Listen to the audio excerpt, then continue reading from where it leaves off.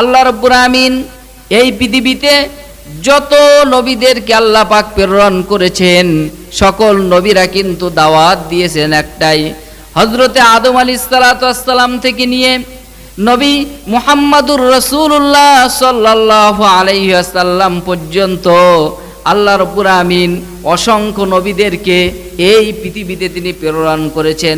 প্রত্যেক নবীরা দাওয়াত দিয়েছেন আমার আনুগত্য করো, প্রত্যেক নবীরা কিন্তু দাওয়াত দিয়েছেন আমার আনুগত্য করো, অর্থাৎ এক আল্লাহর আনুগত্য করো, আল্লাহ রাব্বুল আমিন ছাড়া অন্য কারো গোলামি করা যাবে না।